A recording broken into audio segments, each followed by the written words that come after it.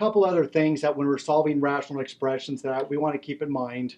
And some things we've been kind of keep in mind as we go is one, let's understand what are some of our initial restrictions, which means is there a value of x that I can't use, or I'll make one of these fractions divide by 0. And then all craziness happens when that happens. Well, you can see in the second fraction that if x were 0, then this thing would just fall apart. So we have a restriction right now where we can't let x equal to 0. So we're just going to kind of keep that in mind. All right, let's continue with the problem as we have in the past.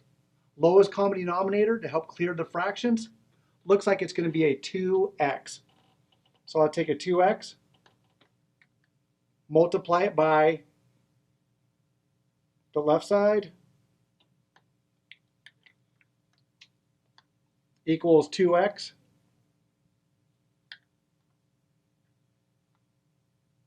times the 5 halves. Distribute that all the way through. So I'll get a 2x times an x, which is a 2x squared. 2x times a 1 over x will provide a 2. 2x times 5 halves, 2's cancel out, left with a 5/6. Solve for 0. You notice that this one is starting to look like, it does look like a quadratic. And in order to solve a quadratic, what we've been accustomed to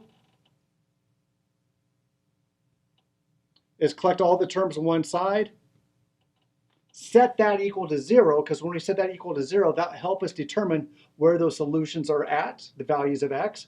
Let's see if this factors cleanly to begin with. It's going to be a 2x and an x. I need to get a -5, so let's make this a -2 and a -1. And let's just double check. Yep, I'm convinced. My solutions of x is true whenever 2x minus 1 equals 0. And that happens at 2x equals 1, x equals 1/2. And over here, that's true when x equals 2. So there are my two solutions for this problem.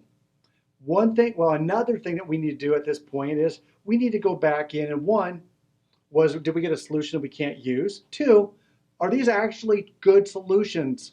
And we need to check our solutions, especially when we're working with quadratics. So let's work that out and check both of those. Let's do the 2 first. It'll be a little easier. So this becomes 2 plus 1 over 2 equals 5 halves. Is that true? 2 over 2 is the same thing as 4 over 2 plus 1 over 2 does equal 5 halves. So x equals 2 is indeed a solution. Let's check the other one. Begin with 1/2 plus 1 over 1/2 equals 5 over 2. 1/2 plus that one, 1 divided by 1/2 is a 2. 1 over 2 plus 2 over 2, which is the same thing as 4 over 2, equals 5 halves. And that is true as well. So both of those solutions in this case are solutions to this original expression, rational expression that we're trying to solve.